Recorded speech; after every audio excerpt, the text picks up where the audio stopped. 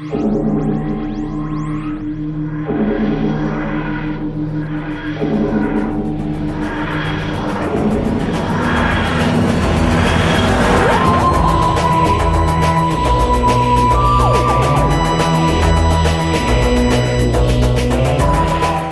Who fans, and welcome to the Big Blue Box podcast. My name's Gary.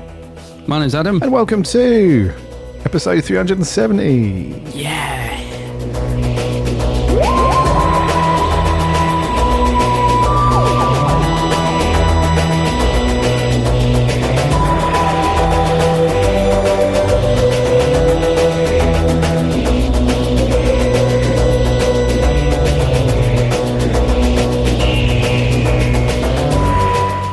Hey Who fans, I hope you're all keeping well and safe. We hope you've had a fantastic new year and you've seen in the new year into 2023. It's our first ep back from our wee little break. We hope you've had, you've done something Doctor Who related. We've got some cool Doctor Who merch as well. We always ask that question. Did you get anything cool for Christmas that's Doctor Who related? I can answer yes to that this year. Whoa, what'd you get? Oh, my family pulled out all the stops this year. Doctor Who socks. Doctor Who slivers. No. Nope. What could it be? So my sister, she got me, I said to her, don't spend a lot. And she went, well, too late because I've already spent big time. I'm like, oh, okay. So I was unwrapping it. I was like, okay, this is awesome. Doctor Who wall calendar. Right. For 2023. That's handy. The official one. Oh, it's the official one. Oh, that's good. Yeah. So she spent big time because it's the official one. And that was it. That was the extent of my Doctor Who presents over Crimbo. Did you get anything Who related?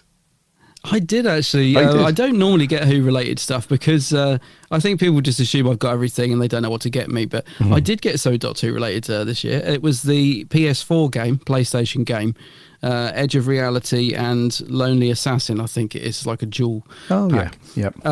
I mean, I know you know that I'm not really a gamer. I don't know, I'm just not really good at computer games at all. But I was quite excited to get it. I remember we downloaded the VR version, the virtual reality version of the Edge of, I think it was called something else, Edge of Reality, like a year ago, and it was just so buggy and I couldn't play it. I was just, you put the headset on and you have to grab stuff with a hand, and I was just getting so frustrated, and I gave it to my other half. I get bored with games really quickly. If I can't do them, they just sit there gathering dust. So 10 minutes in, the headset's off, I passed over, I was like, I can't do this. And my other half couldn't do it either, and we decided it was, a waste of time. And so this is the same game, but obviously it's not the VR version, and it's a lot easier to control with a real controller. Plus, they've changed it, so this edition's got the 10th Doctor in it as well as the 13th Doctor. I think they updated it, so it's like a newer version. And I'm quite pleased with myself because I've actually got to level 6. Can you level 6, Gary? I know, I didn't even get past level 2 before, so I'm rocking and rolling, and I'm quite enjoying it actually. As I said, I'm not a big gamer, but I'm quite enjoying playing that. Now I've got into it a bit, but even that, it's got bits that are a bit tricky.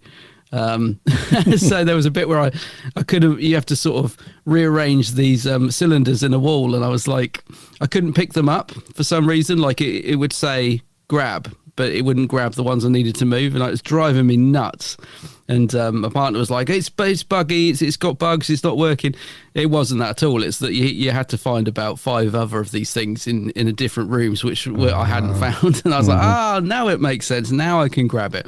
So, now I've worked it out. It's pretty cool. So that was my little Doctor Who-y thing for Christmas, which was quite nice. Yeah, I didn't get anything else, I don't think.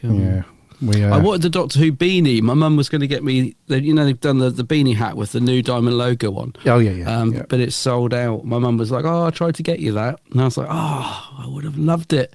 But, so I've back ordered that with good old FP. But, apart from that, I didn't get much else. I can't believe Christmas and New Year's over already, mate. Can you? Flew by, it's just it goes by in a blur, doesn't it? Crazy, Did you miss...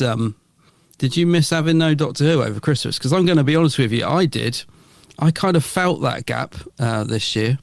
I felt it a lot this year, mate, for a couple of reasons. So if any listener that's listened to our show for more than 2 or 3 years will know that we take a couple of weeks off over Crimbo New Year, but me and my family, we normally travel over to usually the States or to Canada for Christmas. That's our Christmas break.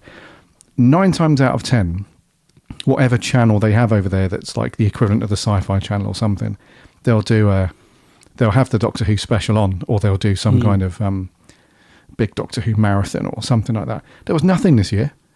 I didn't see one episode of Doctor Who on the, because normally because it's a city break, we do lots of walking and stuff, so inevitably we're knackered in the afternoon, so we're normally just chilling out in a hotel room for a couple of hours, whatever.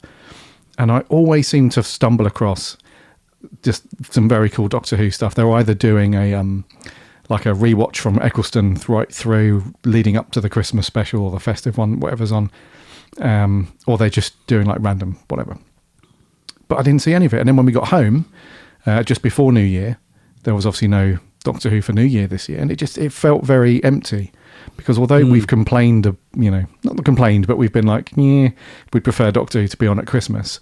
At least if it's not on at Christmas, you have that. Okay, well, it's on next week for New Year, so we'll be fine. So you didn't even have that this year. So yeah, it did. I'm with you on that one. It did feel a little bit Doctor Who light. Yeah. We did get one treat though. Are we going to talk about this in the waffle, or we're not doing this as news, are we? The trailer. Yeah, but it's all about the trailer, dude, because that dropped, didn't it? Over the Yuletide. And dude, it's a sweet trailer. Do you like the trailer? It's great. Yeah. It's a great trailer. I've watched it a lot. I do keep playing it. It's the music and everything. It just really gets me, even though I've seen it a few times now, it just really gets me pumped up, and I'm so looking forward to it. It's that theme they've got. I feel it might get a little bit like the Matt Smith theme, that it was so good the first few times you hear it, but we might be sick of it by this time, by the time the episode drops in November. But yeah, it's a great trailer, isn't it? So there's just loads. It's just fun. It just looks so fun. Yeah, it does. And it also there's something about, we'll have to dive into this, but when we review the episodes when they're out later on this year, but there's something about the Chibnall era of Doctor Who. How do I explain that? How do I... Come on, Gary. How do you vocalise what you're thinking here? So, with the Chibnall era, I think Doctor Who, that's the best it's ever looked in terms of the visual quality, right? Like how cinematic it looks and how awesome it looks. Yeah. The trailer for the new stuff that's coming up, it also looks amazing, obviously. But there's something about the cinematography, I think, just the way it's framed and the way it's lit, that just looks like it's another step up.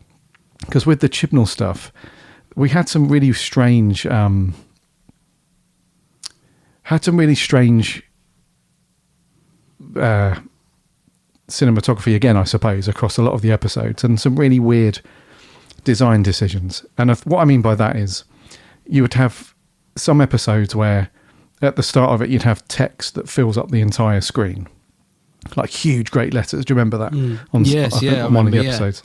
And then like a few episodes down the line, they'd change it again and the text would look different and stuff like that.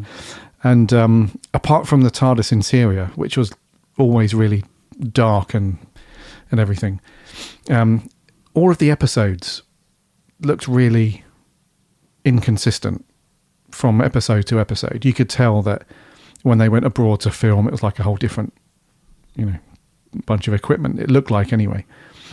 So I don't know what it is, but it feels like the producers. I don't know if it's Russell solely, but you can tell that just from watching this trailer that every single shot has been storyboarded and meticulously. It all looks like one big feature film, and we're assuming that a lot of these scenes are all cut from different episodes. This is not just one episode, but it just looks fantastic, doesn't it? Like, even like the outdoor shots where the Doctor's outside and in the street and there's loads of stuff going on and he's running around, even to nighttime shots where it's like out in a street with just street lights on, and don't know, the way it's framed, it just looks different. I know that's obvious anyway, because it's a whole new production company and a whole new thing and all that. So I know that's obvious, but yeah, I don't know. It just looks like it's going to compete with the other big shows on Disney Plus and stuff. It looks amazing. It really does. As a trailer, it's for me, it's got it all.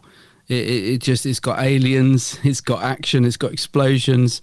It's got comedy, the bit where Donna's mum's trying to hide the doctor. It's just I think it's only about 30 seconds, and it's actually quite a short little teaser trailer, but it's just got everything I need to just make me so excited, and I don't want to get carried away, because that's the thing, I don't want to be sat there thinking, oh, this is not as good as I hoped, or, but as trailers go, mate, it definitely does its job. And as I said, the music as well. I don't know if Murray's, but I don't know who's doing that little theme that they keep using, but it's awesome. It's really sort of, builds the excitement. So yeah, it's a great little trailer, and I thought it was so nice that Russell, has sat down and actually thought, we can't deliver a special this year. There's no way we've got time to deliver it. So let's give them a little treat for Christmas Day. I mean, just to even put this together in time for Christmas Day. And it's as simple as that, isn't it? I mean, there's no other reason that he would do this other to try and give the fans something on Christmas Day, because we haven't got anything else. I just think I said to you before we started recording, I'm absolutely blown away by how much Russell has managed to do in just the last couple of months to build the excitement for his era. It's just it's incredible. And as usual, there is a small corner of fandom moaning, saying, oh, it's too soon for a trailer. What is Russell thinking? Giving it all away. I'm like Russell T Davies doesn't know what he's doing. He's just thought, he's woke up on Christmas Eve and thought, oh, I think I might just get on Movie Maker and bang together a trailer for tomorrow and give it all. He doesn't know what he's doing. He's so far, he's so meticulously planned out every, all these little breadcrumbs that he's been dropping and stuff to keep us invested in the show. Because let's face it, we've got a bit of a break now. There's a bit of a wait. Although time goes quick and it will soon roll round, we have got quite a wait till these episode airs. But I totally think, he said himself, I haven't even scratched the surface yet. I've held so much back, So those people that are moaning that he's doing stuff too soon, just get on the boat, because just enjoy it, for goodness sake. It's great what's the buzz around Doctor Who at the moment. Yeah, it is, and our returning stars look really good as well. So Mr. Tennant looks fantastic. He doesn't seem to. I know he says it in a lot of interviews, and he moans about it, that he thinks he's aging. He always says that, but he looks really good. He looks just like the Doctor. I mean, there's a couple of little more wrinkles around the eyes and stuff, but other than that, I mean, they all look really good. And Catherine Tate, she looks exactly the same as when we left her before. She looks really good. And Sylvie, her mum, looks really good. The aliens look really good. Yeah, they do look cool, don't they? Yeah, there's one particular little monster. He's a little white furry monster with big eyes. It looks like something straight out of a Lucasfilm, like a Star Wars-y type of thing. Looks really good. And we got these big bug-like aliens that are walking around. They've got typical little antennas and big red eyes that bugs, like walking ants or something. Yeah. It all looks really good. I don't know if it's been confirmed, but the little white furry thing that you were referring to, I don't know if it's been confirmed or not, but everyone's saying that's Beep the Meep, who was a character from, he appeared in the Doctor Who comic strip back in, I think it was years ago, in one of the Fourth Doctor comic strips in Doctor Who mag. So that's interesting that they're bringing a character in from the comic strip, which is cool. I know Big Finish did an audio about that character not so long ago, but yeah, it just looks great. And you just mentioned Catherine Tate as well. Just her delivery and acting just gets me. I don't know, she manages to somehow, she's got such warmth to her character, so even in those short clips, I'm just already loving Donna being back, if you know what I mean. She mustn't remember, and I'm like, no, she mustn't remember. If I just can't wait. There's a shot of Tennant in these new glasses as well, which I don't know why, I just love that shot.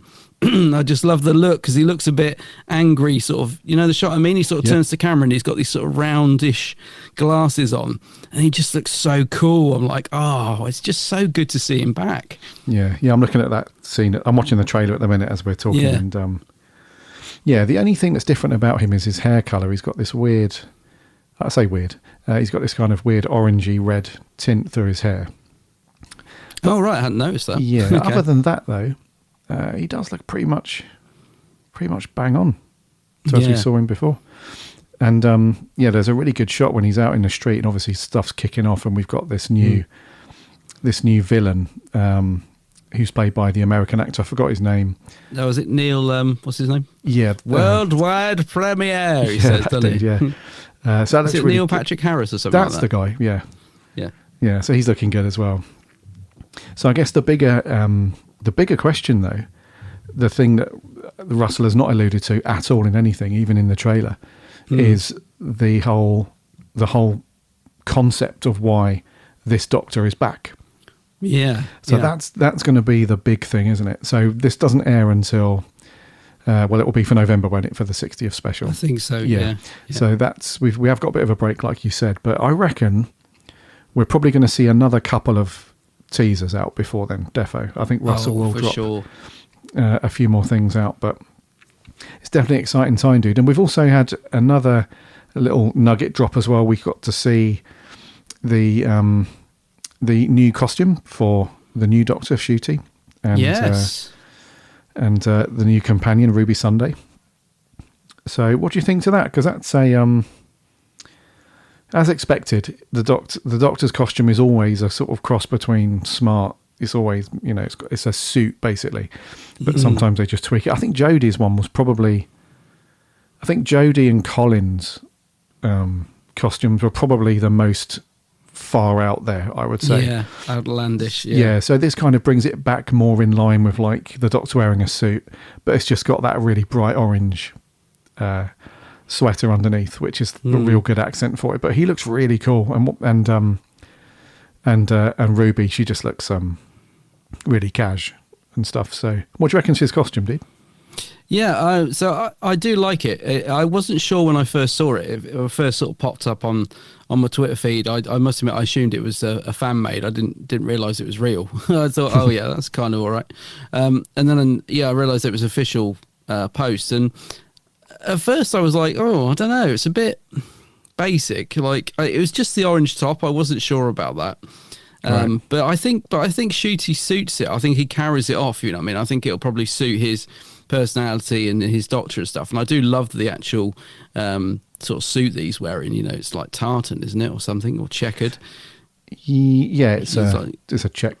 Is it a tartan pattern? It's kind of, yeah. Or checked, whatever. But yeah, it looks pretty cool. Like I said, pretty smart. Very much back to basics. And so now I've sort of taken it in. I do think it suits him, and I do like it. I do hope they do like a Eccleston where they sort of, 1 week he has a different colour top on, because I don't know, that bright orange is a bit bright for me, just personally. I would like to see other tops worn with that, because I think, if you had a darker top under that outfit, I think it would look pretty cool. But that's just personal preference. I don't know. It looks good, though. I'm liking it, and as I said, I definitely think it'll suit him on screen. Yeah.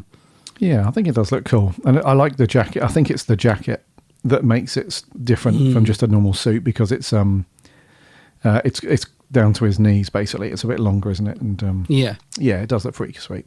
Yeah, very nice, very nice. And then not really much else has dropped other than that. We've had a few little things here and there. I think we're going to get some cool stories that are going to be revealed from Doctor Who magazine, which drops today, on Thursday the 5th of Jan. So there's a really good interview with Russell, Julie, and one of the other producers, Jane Tranter, and Phil Collinson. Oh, Phil's back, isn't he? Old Phil. Oh, Phil's there. Phil's back. Yeah. So there's really good interview with those four who are exec producers, and they're going to discuss.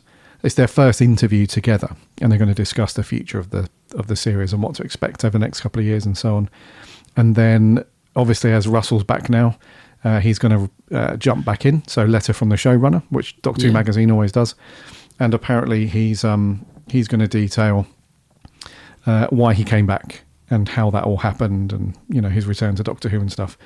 So yeah, I think there's going to be some cool little nuggets that drop today from Doctor Who magazine. So yeah, it's all like you said before we started recording, Bud. Russell's only been back for a few months, right? Or announced, and has been active for a few months, but already it feels like this is the stuff that we expect to be coming out of Doctor Who. Constant interviews, updates, trailers, teasers, whatever. So yeah, it's great. It's very cool. Yeah, I mean, it's certainly nice to have that again. I mean, obviously Russell's way of being showrunner is very different to Chris Chibnall's in style, and Russell seems to be much more hands-on in terms of the promotion and also his involvement with Doctor Who magazine, because from what I can tell as a subscriber is Chibnall, whether it's because he was busy or whatever, he didn't really have much involvement with Doctor Who magazine. I remember one of the people involved who in the make of Doctor Who magazine tweeted saying, we can't post pictures of Jodie on the front cover when we haven't been given any pictures. We can't just take something from Google Images that doesn't belong to us and put it on our cover because you want Jodie Whittaker on the cover.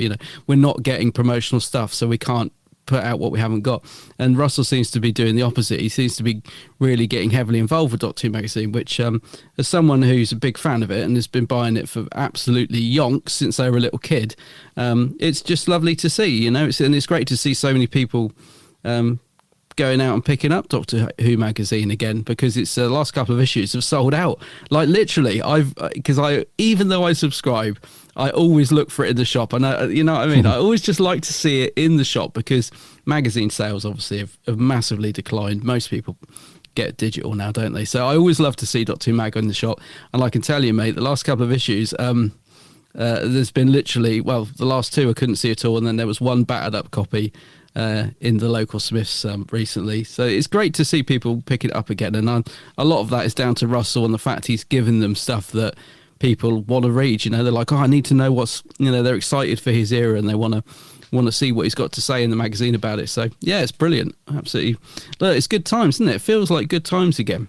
It does feel like good times. I don't want to get carried away and be like looking through rose tinted glasses, but certainly there's a buzz about Doctor Who again, not just with like fans, but also there seems to be like a buzz with the media again. I think a lot of big sort of media stations and stuff have got very bored of Doctor Who, and it was becoming a bit stale, and it wasn't particularly something they wanted to report on. And yet a lot of the TV mags and stuff have, even Russell posted on his Instagram, have like posted pictures of David and Catherine, and it's like, it's not even, it's like months away, and we're getting coverage on the front of this magazine and stuff like that. So even the magazines are interested in Doctor Who again. So which is really good to see.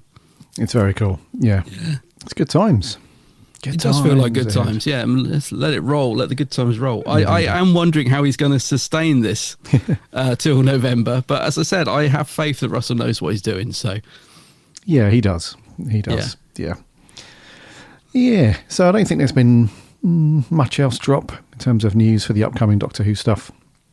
I think that's roughly it in terms of news nuggets and whatnot. And righty, before we crack on with our review today, some housekeeping. The fire exits are over there, blah, blah, blah. The meeting point is here. Indeedy, yes. If you are a long-time listener to the Doctor Who Big Blue Box podcast, then welcome back. It's good to have you here, one of the grizzled ancients. If you are a new-time listener, if this is your first, what it's like with when we get to January. It's like new year, new me. I'm going to hunt down some new podcasts to listen to for the new year. So if we have stumbled into your list of new podcasts to listen to, then it's great to have you here as well. But to everyone that's listening, make sure you are subscribing and following in your preferred podcast app of choice. That way you won't miss an episode when it lands every single Friday. We put new content out every week, and you can also listen for free over on the website, which is bigblueboxpodcast.co.uk. And while you're there, you can check out all of the reviews and articles. We have a very cool writing team. They put stuff out every week, reviews for Big Finish and Doctor Who books and on-the-spot event reviews and all that stuff. It's there's loads of cool stuff over there. And while you're there, there's links to the socials. We're on Twitter, Instagram and Facebook. We chat Doctor Who throughout the week, so come and give us a like and a follow over there. Plus, we have a really cool free Discord server. There's a link on the website. Hop in there and chat Doctor Who with lots of other cool Doctor Who fans. Also, don't forget to remember to check out my co-host channel. It's over on YouTube. It's called The Geek's Handbag. Geek's Handbag. Our writer Harry loves it when you say that. He always giggles when you say that. Yes, go and check out my channel, The Geek's Handbag. Lots of videos on there, mainly Doctor Who related, I would say. 99% Doctor Who related. One Star Wars video is on there. I'm also on the socials, Instagram, Facebook, and Twitter. Under the name The Geek's Handbag. Indeedy, yeah. So go and check out all that stuff. Adam's got such a cool channel, honestly. And I'm not just saying that because he's my co-host, but before Adam even jumped onto the podcast many moons ago, I was watching Adam's content and loved it. It's very, very cool. So go and check it out, The Geek's Handbag. Cheers. Alrighty. What we got for review this week, bud? Yeah, so this week we're blasting back with a Tom Baker classic, and it is The Ark in Space.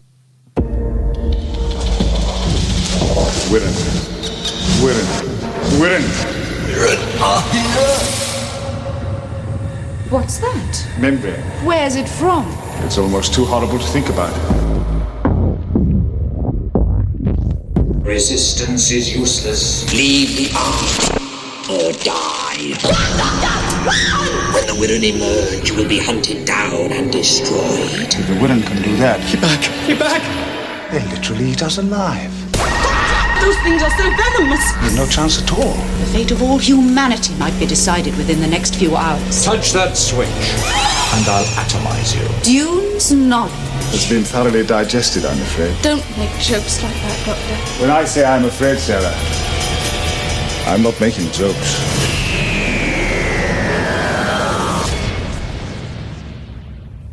Ooh, Nice trailer, that one.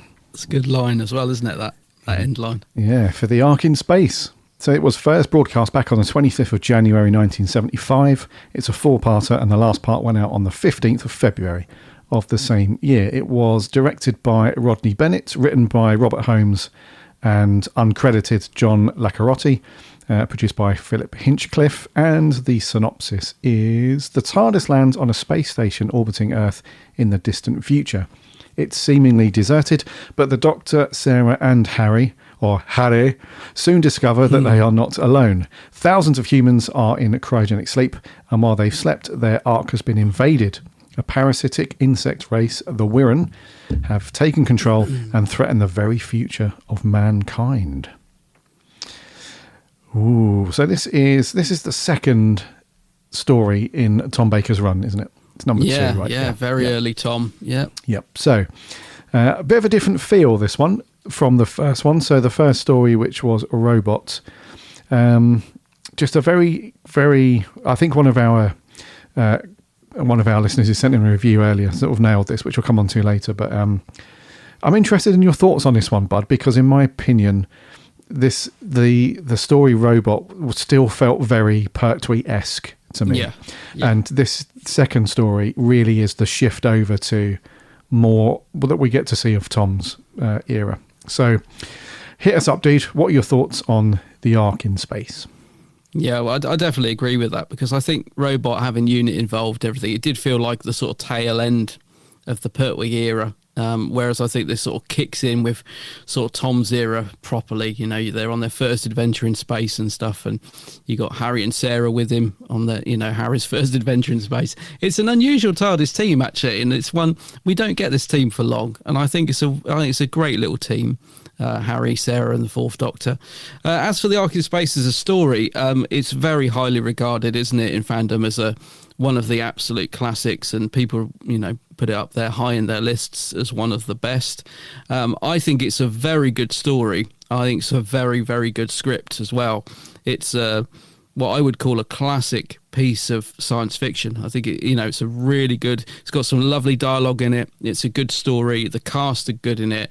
As I said, great TARDIS team. I really enjoy it. I think it's a good 4-part story.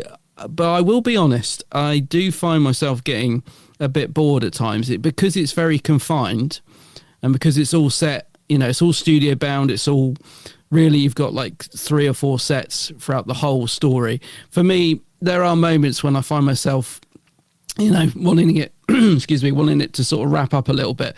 So, yeah, 4 episodes, it does sustain itself over those 4 episodes, but there are moments where I think, it does slow down as well. But overall, I think it is a great story and some really nice performances. And I can see why people regard it so highly, but I don't know if it's one that if someone was to say to me, would you recommend this as, to a new viewer? I probably wouldn't, because it is quite slow paced in many ways, especially in the middle. I think the first episode's absolutely, I love the first episode where the Doctor and Harry are like, trying to just find their way around the ship. I mean, it's just, there's so many fun moments in episode 1. And then episode 2, they sort of freeze people when we get into the main chunk of the story, but it does slow down a little bit. It's a very talky story. There's quite a lot of exposition, but in a good way. They're explaining what's going on. But yeah, I wouldn't say it's one like to recommend to somebody who's, perhaps never seen a classic episode before, because I think they would find it a bit of a slog. But I definitely see why people regard it so highly, because I think the actual story itself is a classic. So, yeah, it definitely gets the thumbs up from me. A thumbs up. Good. I agree with most of that, dude. I think, so this was like the early days, right, for in the classic era for the whole Robert Holmes kind of Philip Hinchcliffe sort of era, where in those earlier seasons of Tom Baker's run, they were kind of known, I guess, for writing some of the more darker stuff, I guess. Yeah. They're kind of known for that as a bit of a tag team, I suppose. But certainly Robert Holmes's his scripts, they're very, they're typically this bit of, and it suits Tom really well, though, because I think some of the sense of humour is a bit sort of dry at times as well, and a little bit cynical as well. Yeah, at times, and you can really see that in the seeds of that growing in this very early story for Tom. So I think what they're trying to do is create this more kind of, what's the distinction between Pertwee's era and from this story onwards is this is very much, it feels a little bit more dystopian, and a little bit more. It's a bit more of a cynical edge to some of the stories, whereas with the Pertwee stuff, certainly leading up to this point, I find anyway that it's very much more typical kind of 70s James Bondy action type stories. Yeah, I get it. You know what I mean? Whereas this one is very much more like there's a colony on a planet somewhere that's been wiped out, or like in this story where the Earth has been destroyed. So the Ark serves literally as just a place for humans to rest up until the planet's healed itself, and then they can go back and repopulate and stuff. So I really love this part of Doctor Who's where it kind of shifts over from being sort of more unbeknownst to them at the time, the more getting rid of the more cheesier side of science fiction, if that makes sense. And it just feels like it's a bit more of a mature shift, and you can really see that in this story. So I really love the vibe of this story, and a lot of people will say that it's a bit empty in places, and I think that's probably why it comes across as a bit boring, I suppose, especially in parts 2 and 3. Yeah, it does come across as a little bit like, could this be a cracking 2-parter? Probably could. Is there much going on in 2 and 3? A little bit, but nothing.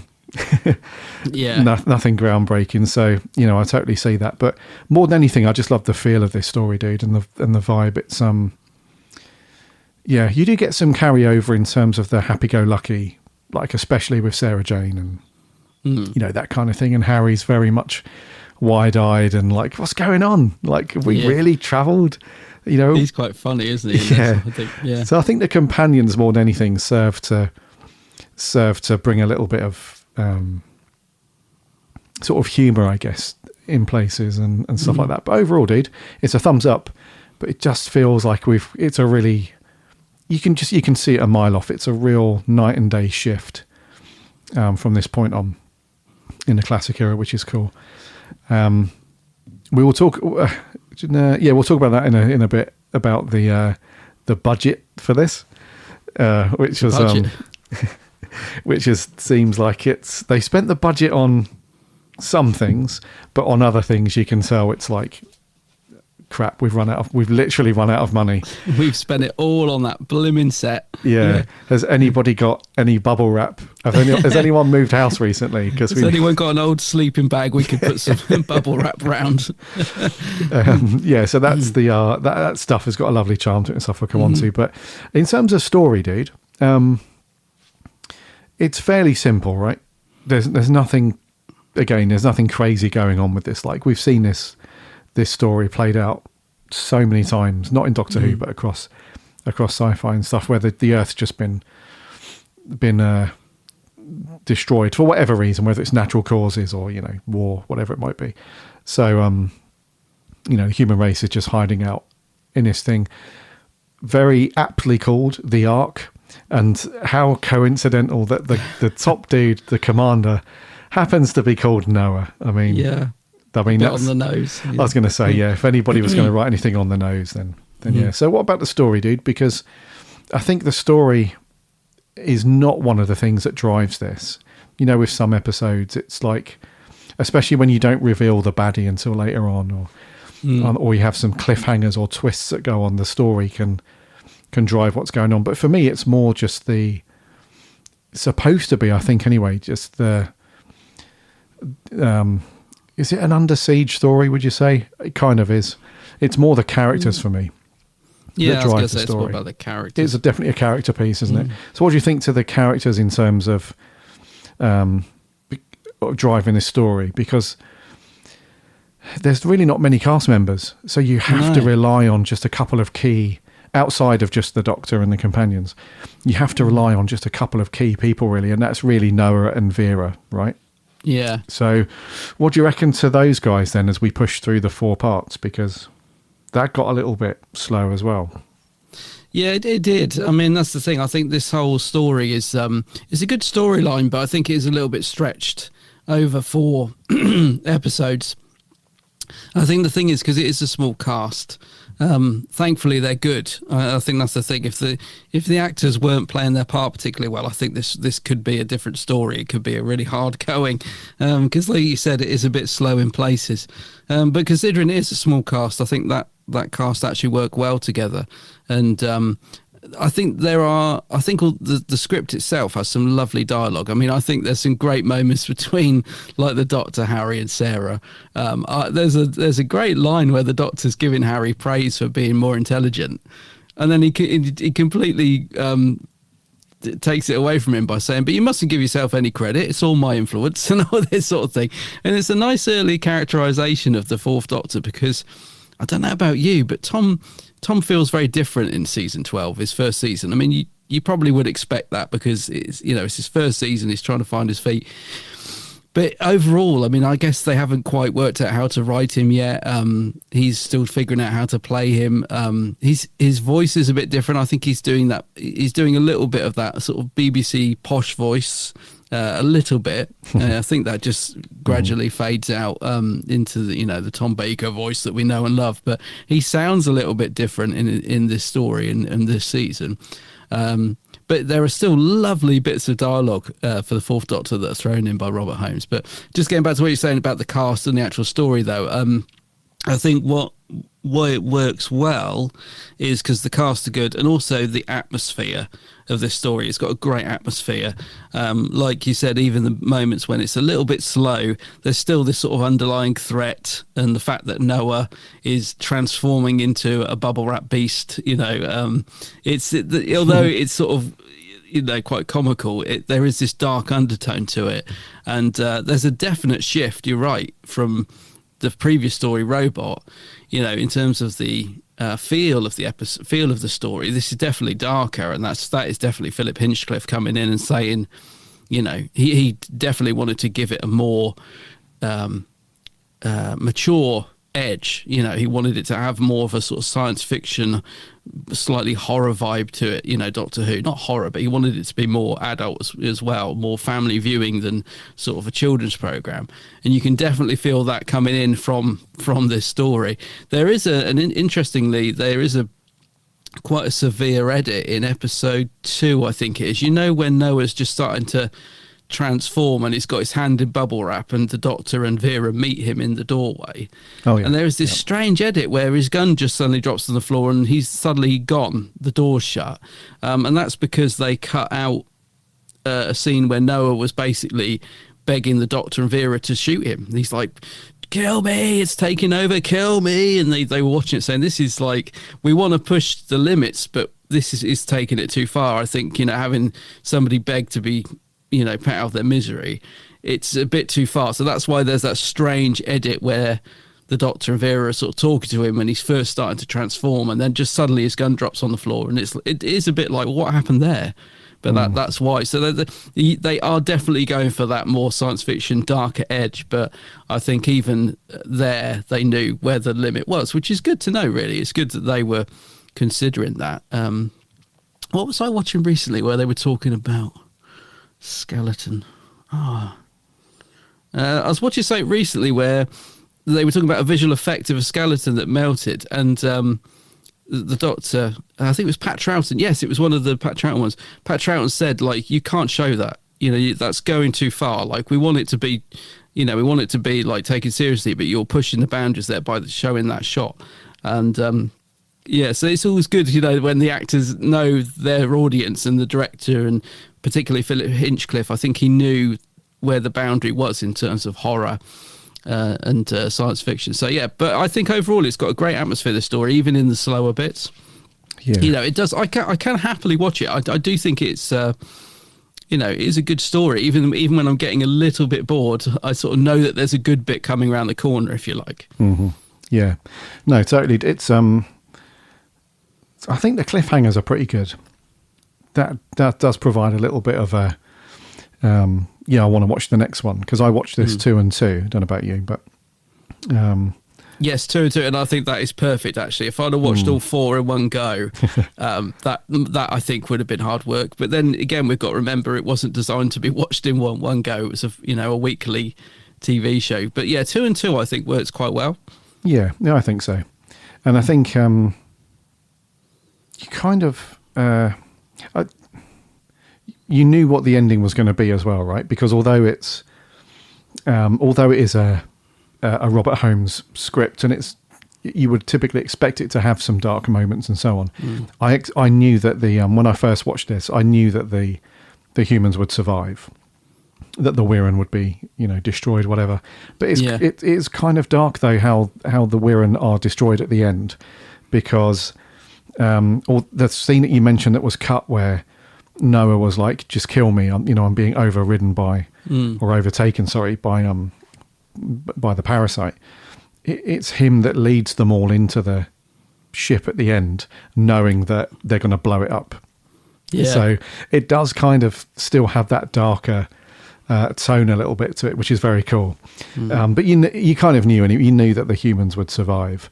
But you also feel a little bit sorry for Vera, because she mentions early on, I think it's episode 3 at the beginning, that Noah was everyone's been paired, so that when they go back to Earth, everyone's got, a partner that they can start, procreation and all that lot. So you can tell that she genuinely liked him though. Yeah. Because I don't know about you, but just my luck, I'd be paired with some, here we go. I've only just woke up out of cryo sleep and I'm getting earache, I'd be paired with, So, but you can tell that she's genuinely gutted, and stuff like that, because there's also, even before they went into cryo sleep, it looks like he had garnered all their respect anyway, because when they wake up some of the other dudes that are there, I think what's his name, Lysit, and is it Rogin I think, immediately they don't want to buy into the fact that he's been infected with the parasite, because the doctor says, you're going to have to deal with him, and they're like, no, we can't do that, he's our leader, he's the commander, we can't do anything like that. And so even though Noah bites the dust with the other Wirrn, you can tell that the rest of them actually no, some other people get it's a really funny scene, isn't there, where the two of them go back into the chamber where all the humans are in sleep, and the slug the sleeping bag slug bursts through the door, and instead of just legging it like you would expect anyone else to do, one of them's just paralyzed with fear, it looks like, and he's like, run, go on, run away, and he's like, and it takes forever for the sleeping bag to sort of, make its way across the set to the thing, and by the time he gets there, he bites it. But so other than those guys, I think they oh no, there's a sacrifice at the end, isn't there? There's a sacrifice at the end of one of the dudes that knows that. Oh yes, that's right, because the doctor was going to do it, wasn't it? It would have been the doctor who died, but someone steps in and pushes him out of the way and ends up getting Rogan. He sacrifices himself because he takes the final block out, doesn't he, so that the shuttle exhaust can do its thing. So there's a sacrifice as well, but we assume, rightly or wrongly, that they all make it back to Earth after all this and sort everything out. But they're all prepared to get stuck in, though, aren't they? I mean, like there's a bit where the doctor gets himself hooked up to this monitor, and they're like saying, your brain could fry or something. Like, you sure you want to do this? Because this could be the end. And the doctor's like, yeah, come on. He seems quite blasé about it, doesn't he? It's, come on, you got to take risks. And he puts the old headset on, and I'm not quite sure what was going on, because he does all that, puts his life in danger, so it would seem. And then the rest of them get so distracted they're not even watching the monitor, and I'm thinking, poor doctor's there like feeding all this information to him, but they're not really watching. They're not really listening, which is quite funny. But they all get stuck in and do their thing, don't they, mate? They do. They've all got a part to play, I will say that. The only one I think gets a little bit lost in the story, which is a shame, is Sarah Jane. She gets a couple of nice moments, but a lot of the time she is either screaming, which is not really a Sarah Jane thing, or she's just stood around. I mean, Harry, although he doesn't get much to do, does get some nice moments with the doctor, and he does have the sort of comedy element to the story, whereas I did feel like Sarah Jane was getting a little bit left behind. And just as I wrote that note on my pad, she finally got something to do in episode 3 or 4 where they push her through the tunnel, which does look really small, actually. I feel like she did just get through that triangle. But I feel like she gets a little bit left behind in this story. She doesn't get a lot to do, which is a shame, because initially it's quite exciting when she sort of lays on the bed and gets transported somewhere else, and you're like, what's going on here? And you think, she might get a bit more of a storyline, but it doesn't really go anywhere. Yeah.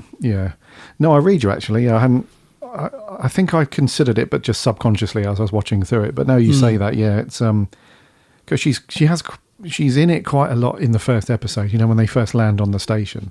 Yeah. And she passes out, and then they lay her on the transmat thing, and then the system computer transfers her off to cryogenic sleep and whatnot. But then that's it, really. The other scenes where the doctor needs help and they're doing stuff really is with Harry. Yeah, that's because right. Because the doctor lets them know that Harry is a doctor himself, or a surgeon, whatever. And then he helps the doctor with the electricity disco ball thing. And, that was fun. Yeah. And and then, like you said, the only other bit really is when she volunteers to go through the tunnel, because she realises she's just about small enough, which is kind of cool. But you're right. It's it's unlike, because she's normally a very, I wouldn't say fiery, but she's as we all know from the other stories that she's in, she's very much she's not a shrinking violet, is she, at all? No. So it is a bit out of, maybe this is just sort of finding her feet with new writers and a new doctor and whatnot, maybe. Yeah, I think it's definitely down to that. It's just I noticed there was a couple of scenes where she cowers behind Harry or the doctor and screams and stuff, and I thought that's not very Sarah Jane. Like, when she, like when the Wirren is on the floor, she's really like, even though it's dead, she's really like squeamish about it, isn't she? She's like, is it dead? Is it definitely dead? And I'm thinking, normally she'd be going up to it, like in the later series, she'd be going up with her sonic lipstick or whatever. And, I don't know. It just seemed a little bit of a timid Sarah Jane in this story. But like you said, it's fairly early days for her character as well, I suppose. But yeah. Okay, yeah. What do you think to the Wirren then as a monster in Classic Who? Because not much in the way of imagination in terms of this is a far out there sort of alien that you would see in some classic stories. More just sort of a traditional slug sort of thing, insect, sort of almost humanoid in a way. As they sort of progress, like the big, fully grown one that they see early on in the story, just looks like it's like a bug that you would find on Earth. It's not setting the world on fire in terms of creature design in any way, but in some ways that's kind of cool though, because it's not detracting you from what's going on in the story. It's just it's either the larvae or the pupil, whatever, or it's the fully grown insects and stuff. So it does have that classic Who no budget charm to it. The stuff that's really no budget is the bubble wrap effect, right?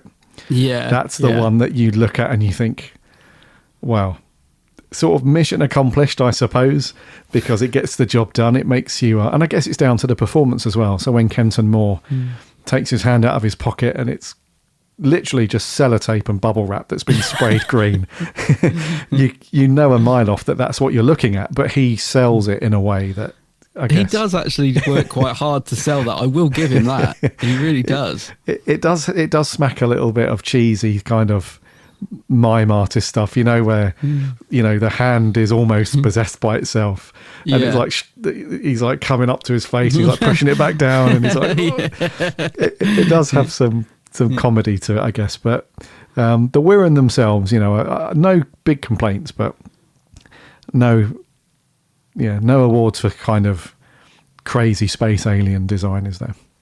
No, they're a funny one, aren't they? I mean, I quite like the design, but like you said, it's just that they look so rubbery. It's like the epitome of the rubbery monster in Doctor Who. But in terms of rubbery monsters that were in Doctor Who, it actually looks quite solid and good. I don't know. I think they were probably quite difficult to shoot because the sets are so bright as well, aren't they? Yeah, everything's so white and brightly lit that apart from their little dungeon room, and it's got that funny eyeball thing, the thing in the tank that made me laugh, the eyeball. But yeah, it must be difficult to shoot them really because they are a bit rubbery. I just can't think of any other way to say it. They do look like a big rubber suit, but I quite like the design of them, if you know what I mean. They look very insecty, and there is something a bit creepy about the look of it. But yeah, I don't know. It kind of is an iconic design, I guess, in a way, because of this story. But you're right, it's not nothing out there. But I think that's probably intentional, isn't it? It's just that it's supposed to look like something that could be like a bug, like what's the word? Parasite. Exactly, yeah. Parasite. I mean, that it does look like a parasite, if you, so that in that sense it works. Yeah, I mean, fair play to Robert Holmes and John Lucarotti as well, because this was absolutely an influence on Ridley Scott's Alien film, because the although they don't dive into the details in this, obviously, but the premise is obviously that there's an alien bug on this space station that's laid eggs inside people, and they've inhabited the body and grown and then hatched out, and now there's fully grown alien and stuff. That's essentially the plot for the film Alien. So it's definitely a cracking concept and story and stuff.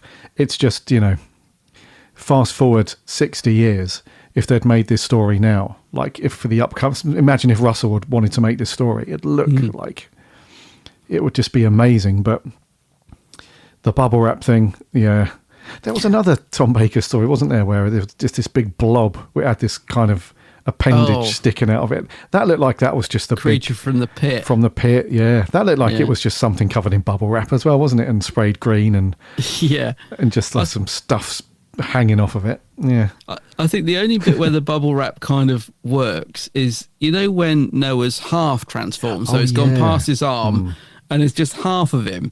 And I don't know what they've done to the bubble wrap, whether they've just popped it and sprayed it. But that actually worked okay. Like, I think if it had just been like that, they might have got away with it. But yeah, the bit with the hand, it's just so obviously bubble wrap, and also the giant sleeping bag just looks like. I think somebody said, back in the day, it was quite a new thing, and they didn't really think that, didn't really think ahead, thinking, in years to come, this will be like everywhere. I think maybe it was like a quite new thing, but it definitely shows. It's just one of those things, isn't it, that unfortunately has aged quite badly, and quite quickly aged badly, if you know what I mean. Because the other thing is as well, when we get the voice of the Prime Minister, Harry is shocked, isn't he? Or makes a joke to Sarah about the fact it's a female Prime Minister. He's like, oh, there you go, I'll go on one of your team or something. And so it's quite ironic that only 4 years after this was made, I think we actually got our first female Prime Minister. So that already is out of date, just the notion that it would be shocking that we get a female Prime Minister. But yeah, for sure. Yeah, that was Gladys Spencer, apparently, the High Minister's voice, and he makes another comment as well, Harry, to Sarah about something to do with female. There's another little conversation between the two of them, and he mentions something about gender, sex again, and I think Sarah just, whether that was Liz Sladen's actual face or the way it was written, but she just sort of does this roll of her eyes and like, whatever. Actually, I'm intrigued to know what you think of Harry as a companion, because to me, he's one of the oddest companions that we get. He's very much out of time, isn't he? And he's very different to any other companion that we get, I think. But I'm intrigued to know whether you like Harry or not as a companion, and what you think of him, because he's very old school, just very of his time. Doesn't really fit in with with anything that's going on around him. Very much a fish out of water. But what do you think of Harry? Is he an outdated fossil, or is he fun? Is he charming? What do you reckon? Yeah, he's a strange one, Harry, because I think, it's weird. It's very difficult for me to comment on Harry as a character without sounding mean. What I mean by that is he's kind of forgettable in a way as a character. I think Ian Marter does a great job of playing this kind of confused person who's I think his performance stops at just being inquisitive, and that's it. So as a character, he's very much like, well, this is amazing. Like, have we really travelled this far? And how far back are we, Doctor? And the Doctor tells him. And instead of him being sort of really surprised or shocked or perturbed by anything, he just his performance always just simmers around just inquisitive, and that's it. And I think because of that, he's kind of forgettable. Like, if someone said to me, can you name some really cool conversations and interactions between Harry and other characters, I'm like, I can't really. Kind of stuck. So I think he's cool. He is cool, but I just forget him very quickly, which sounds mean, but that's, what about you? I think I know what you're getting at. I mean, I like Harry, but you're right. He is a companion that I don't often think about unless I'm put on a story like this and I suddenly think, oh yeah, Harry, forgot about you. And he is, but I find him quite charming, but I think it's down to Ian Marter's performance, because I think because of the way he's written, if it was a different actor, he could be quite unlikable, I think, because of some of the stuff he says, because he is very old fashioned, isn't he? And he does come out with things that I think if a different actor was saying it might come across as a bit, I'm trying to think of a word that I can say on the podcast that isn't rude, a bit of a, what, you'd think, oh, he's a really, old fashioned, what. But I think Ian Marter brings a charm to Harry that's sort of a naive charm that somehow gets around the stuff he's saying, that you think, oh, Harry, he's a bit, I just can't think of the word, but he's just got a charm to him, I think. And I think I do like him because of that. So even when he's saying something which I think normally would be a bit annoying or a bit wrong, you just kind of, like Sarah, just sort of roll your eyes and go, oh, that's Harry. You know what I mean? It's just, he is just an odd character for Doctor Who, if you know what I mean. And I like him for that. I like the fact that he's this little odd character that goes along with the Doctor and Sarah for literally a handful of episodes, isn't it? He's not in that many, I don't think. So I like him for that. He's just this sort of oddball character that jumps on board the TARDIS for a few jolly adventures, and he keeps saying "old girl," and he's he's just an odd one. But I like him because of that, and it's surprising how snappy the Doctor is with him as well. And maybe that's why I like him, because maybe I feel a bit sorry for him at times, because the Doctor's quite harsh with Harry, especially in that first episode, isn't he? He's like, "What did you touch?" He's like shouting at him, and he calls him an imbecile in another story. He's like, "Harry Sullivan's an imbecile." He's quite harsh to Harry, even though there's obviously there's a bit of affection between the two. The Doctor obviously likes him, but yeah, he's quite snappy with Harry, isn't he, at times? And I think maybe that makes me like him, because I feel sorry for him. Yeah, he is a little bit. He's he's only in 5 or 6 stories, I think. He's the last not many full story, I think, is Terror of the Zygons. Yes, I think it might be. Yeah. And then he's in, I think the one after that, the Android Invasion. He's in it, but not all the way through. He's only in it for a couple of episodes. But that's probably about right, though, isn't it? 'Cause that's the thing. He's a nice character, but he hasn't got enough to him, I don't think, to be like a full-time, I think just having him in this short, in this season and then a couple of others is about right. It's nice to have him there, but I don't know. He's not like, trying to think who's a good male companion, because I can only think of good female companions off the top of my head, like Joe Grant, Ace. He's not like a strong character like that works well with the Doctor. He is kind of just this character that's come in just for the ride and is finding it all very interesting, but he can't sustain that for much more than a season, I don't think.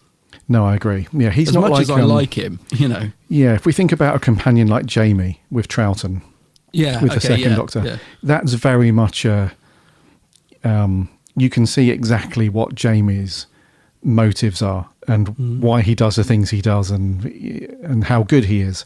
With Harry, I just find him, and it's very difficult for me to use words that don't come across as mean. I don't mean them to, but I just find him a little bit generic.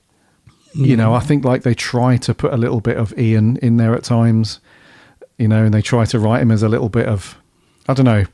Yeah. He's cool though. Don't get me wrong. He's cool. He's just easily. If he'd have been in it more, he'd have just been constantly like pushing the wrong button, and they would have made him, I think, the sort of fool character, wouldn't they? It's like, what did you do this time, Harry? Like, what have you pressed this time, Harry?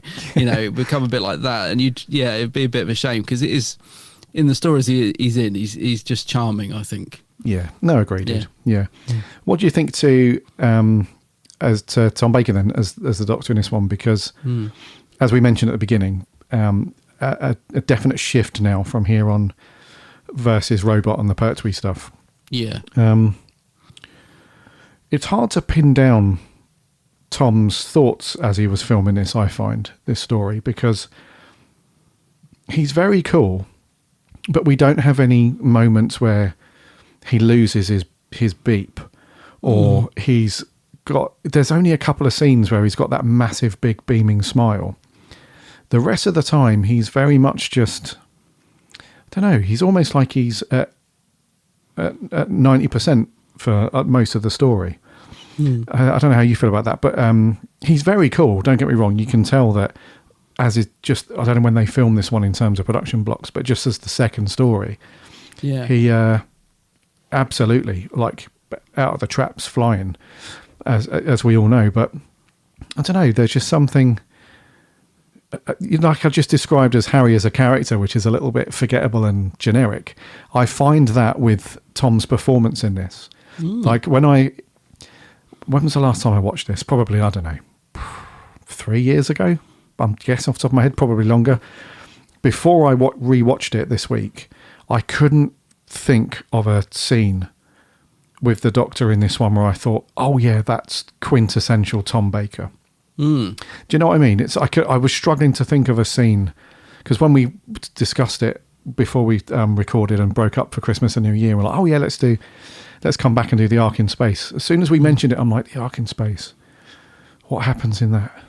I know the bugs, I know the Bubblewrap, I know the space station, but I couldn't remember like a standout scene or something with Tom. So he's good, but there's just not that cheeky, twinkly spark of Tom for me.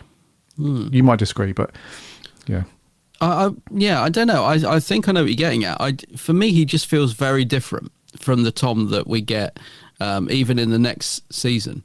Right. And it is hard to sort of pinpoint what it is because he's still got that intensity, and there are moments when his eyes are like bulging, but there's no, that sort of, it feels like a more intense version of the Fourth Doctor than we get. Like you said, there's no moment where he's losing his rag, which the Fourth Doctor often did. There's no moment where he's shouting at the aliens and standing up to them and giving that sort of Fourth Doctor, roar or anything like that. There's a few nice lines, but the sort of eccentricity of the Fourth Doctor's not as evident as it is later on. That's true. So yeah, but I think I kind of like it because it is different, but I also feel like I like the fact the Doctor's so clever in this story.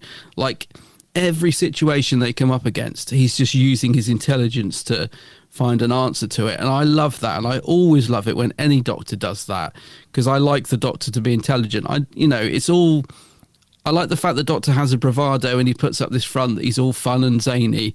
But underneath it all, I like to think the Doctor's actually very intelligent. He's been around a long time. And he's got great knowledge, and I love it when the Doctor uses that knowledge, Yeah, So that's one of the things I love about this story is the fact the Doctor's zooming around, just finding practical ways to deal with every situation. But yes, it does. It feels miles away from sort of the Doctor that we get even a few seasons later. I mean, let alone season 18 when Tom leaves, which is a very different Doctor, brooding, quite angry, and it's a totally different Doctor. And you'd expect that because it's his first season, but I can still see the Fourth Doctor at the core of it. Do you know what I mean? I can still see those elements that we're going to see more of later, but it definitely has a different feel to it. And also, as I said, like the way he's talking and stuff, as was very much done back in that day, everyone was sort of told to use that typical, what did they used to call it? Like the BBC sort of voice, I don't know. There was a term for it back then, wasn't there? That if ever you hear like Janet Fielding on a talk show in the 80s talking about Doctor Who, she's talking very posh because that's how everybody was sort of told to talk back then, or that's how everybody thought they had to speak. And there is an element to the way Tom's speaking in this that has that, I feel. But yeah, he's still quintessentially the Fourth Doctor in this. I love the stuff with the yo-yo, for example, where he's using it as a gravity, to test the gravity and stuff. So I still think it's great performance, but I know what you mean. It's very different. It's not quite the Fourth Doctor that we were expecting. If you're used to the Fourth Doctor, he definitely has a different vibe to him in this series. Yeah, no, absolutely, man. I think there's in his first series, I think the standout story being Genesis of the Daleks. I think we do see a lot of future Tom in that story, which is only a couple of stories on. But for me, it's not until he settles down in the middle of the following season, which is like Planet of Evil, Pyramid of Mars. That's when he starts to really, in my opinion, take off. That's what I notice. And if I'm doing a rewatch, that's when I get to Pyramid of Mars, especially, and then through like Brain of Morbius, Seeds of Doom, all those things. That's when it's like he's really starting to take flight there. So he's not bad at all. I'm not saying he's bad in this at all, but I struggle to remember any cool scenes. There's a couple of cool lines, like you said, but the delivery is different. I mean, I didn't write it down, but there was a line that he said. I'm going to try and make this make sense. There was a line or a couple of lines that he said that I thought he would deliver that differently later on. I don't know if that makes sense, but so Tom would often go, is it now? And he would sort of say it in a certain way, and he often had that sort of way of delivering the line. And there was something in this where I thought that's interesting, because if he was saying that same line in the next season, he would do it differently, if that makes sense.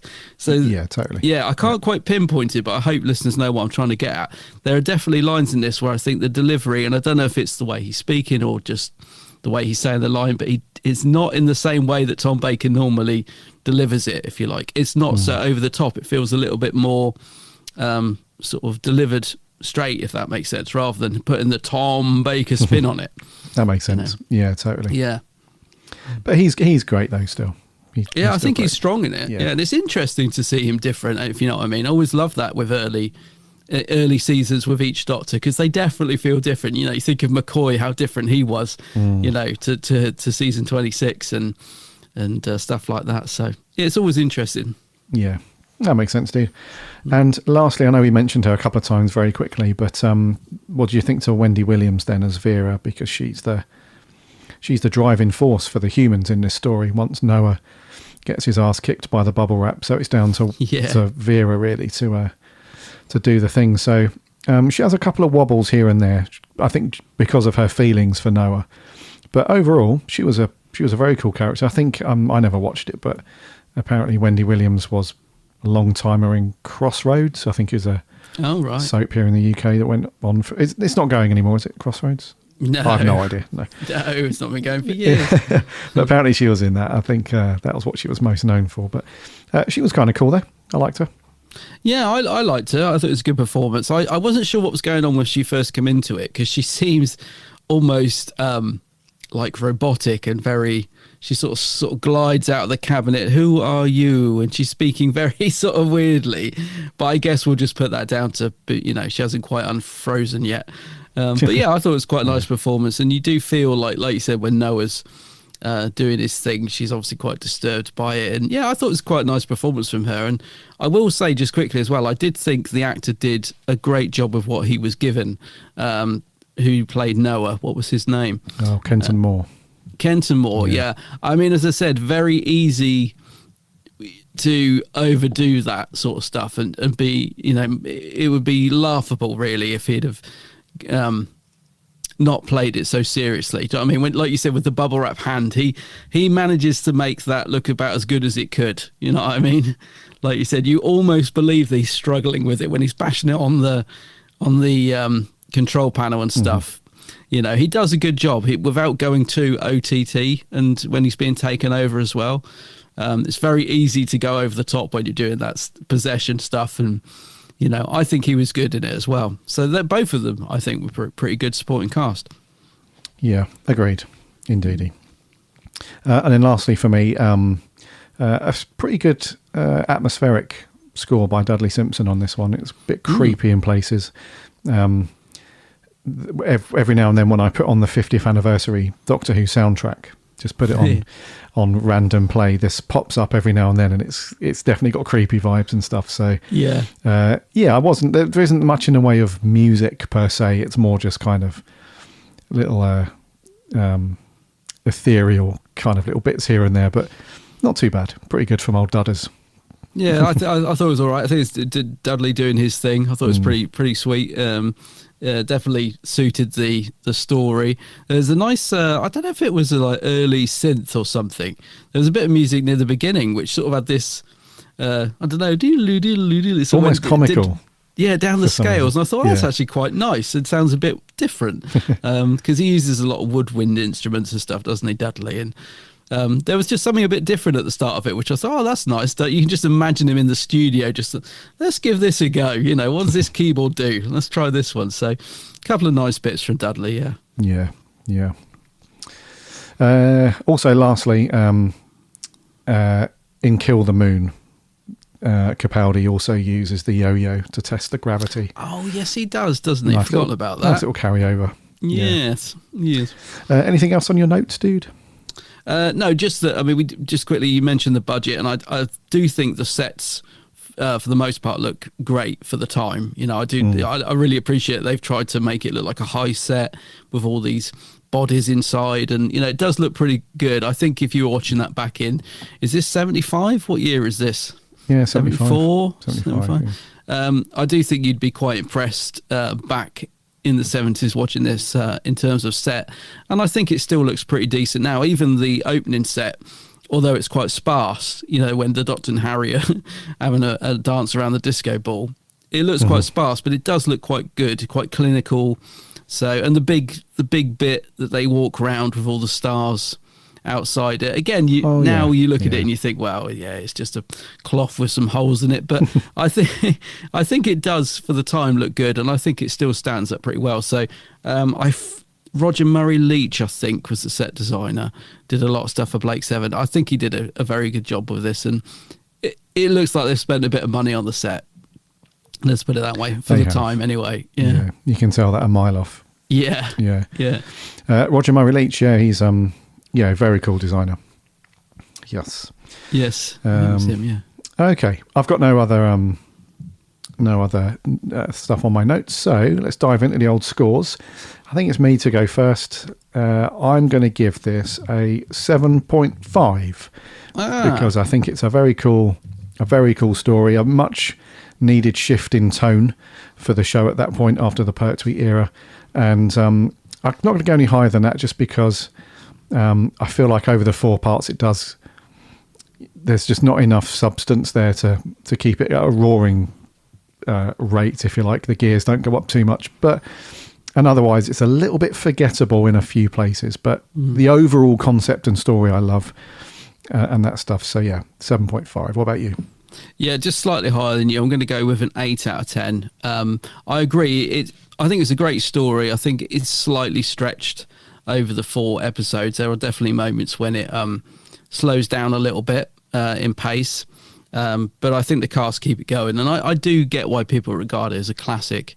It's definitely got some elements to it, which I think are pretty classic Who. So I'll go for an 8 out of 10. Yeah, same. It's definitely got that classic, and it's it's just a really nice old school British bit of science fiction as well. It's got that. Yeah. Now that we're back in space and we've got aliens and monsters and stuff, it definitely feels very cool. Yeah. Okie dokie. So a 7.5 from me, an 8 from him. What did our listeners think over on the Twitter? Will Sanger says, "I love this story. Tom Baker is already on fire, and the witty banter between him and Harry is great. The slow pace complements the first episode with a degree of suspense." And the Wirren is a very interesting threat with engaging stakes considering the survival of humanity. Very true. Chippy T says, I like this concept of a life form invading a body and using it as a host. It always reminds me of Alien, minus the gore, obviously. Great work from the main cast, and although the effects are a little dodgy, this is very enjoyable. An 8 from me. Okay. Tom Turlow said, after the Pertwee-esque stylings of Robot, the Tom Baker era starts properly here. Tom is on fire right from the start, and the Tom, Sarah Jane, Harry combo is one of the best of all time. The arc in space is great, creepy, atmospheric and chilling. Yes, it can look a bit cheap, but this was Doctor Who in the 70s. It all looks cheap. Like many others before me, I wonder if Ridley Scott was at home watching this, bearing in mind the similarities with his own sci-fi epic a few years later. One of the best stories of all time. 10 out of 10. 10 out of 10, wow. Nice one, Tom. Owen, Doctor Who Home says, and we're back in business. A classic story, tense, well-directed, and full of iconic scenes. The Wirren are inventive, and who doesn't love Bubblewrap? Happy New Year. I'll start it off with 8 out of 10. Looking forward to seeing what you make of the end of Miracle Day. Hey, someone's looking forward to it. There we go. I was going to say, someone's actually looking forward to that. Looking forward to us finishing it, probably. Yeah. And lastly, Edward Galuli says, probably my favourite story of all Who, Bubblewrap and all.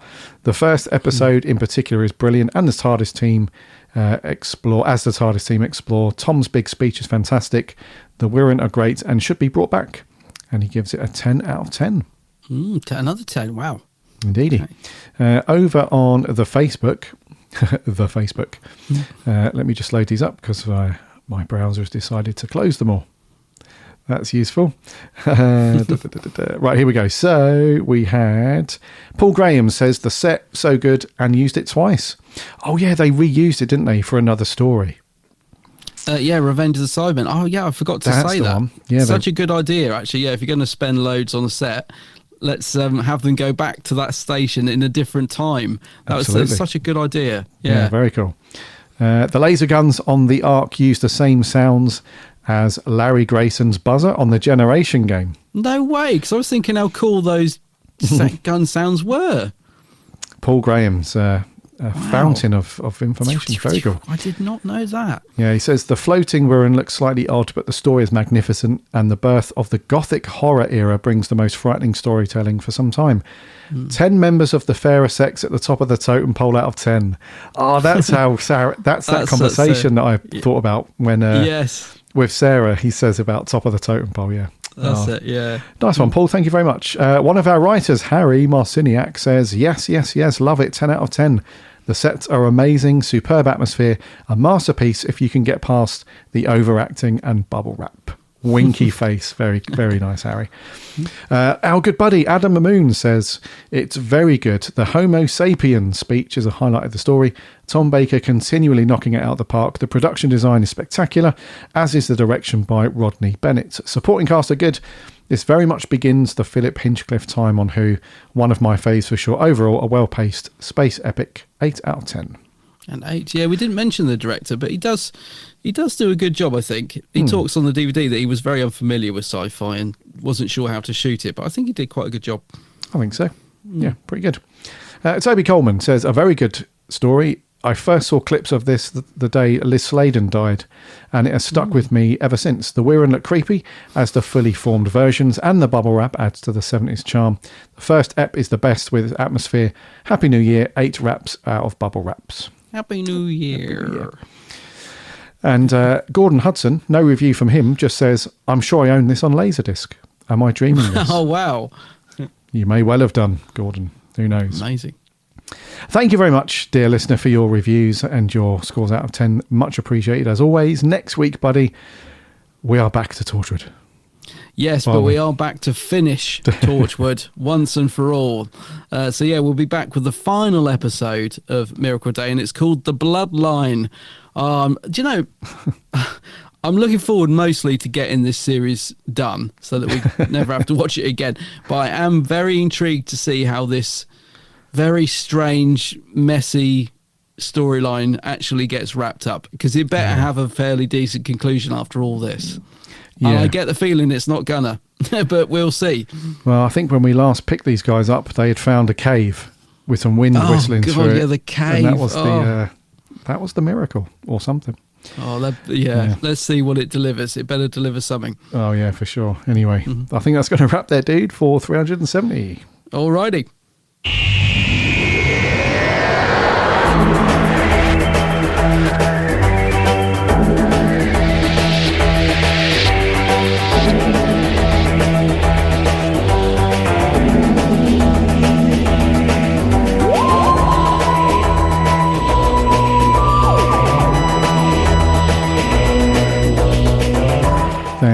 Thank you so much for coming back and listening to another episode. That was 370, and our review of The Ark in Space, 7.5 and an 8, and then some very good scores from our listeners, so thank you very much for that. Next week, as Adam said, we are back to Torchwood with our very last episode ever to wrap up Miracle Day, which is The Bloodline. So get that watched, get your DVDs or Blu-rays out, or fire up iPlayer, as we'll be asking for your thoughts and your scores as always. In the meantime, make sure that you are following or subscribing to the podcast wherever you get your podcasts. That way you won't miss an episode when it lands every single Friday. You can listen for free on the website as well, which is bigblueboxpodcast.co.uk. You can also check out all of the cool reviews and articles from our writing team while you're on the website, plus link off to the socials, Instagram, Twitter and Facebook, as we chat Doctor Who throughout the week. We also have a free Discord server, so hop in there and chat Doctor Who with other Who fans. And if you like the show, if this is your first time listening or you've not left a review yet, we'd love if you could spare 30 seconds to leave a review. You can do that on something like Apple Podcasts or podchaser.com or something like that. That'd be awesome, so thank you very much to those who've already left reviews. Also, don't forget to check out Adam's channel over on YouTube. It is, of course, the Geek Sandbag. It's getting more convoluted every time you say it. Yeah, the Geek Sandbag. Go check out my YouTube channel. Also on Facebook, Twitter, and Instagram. And the Gram. And the Gram. Love the Gram. Indeedy. Okay, until next week, take care of yourselves, and remember...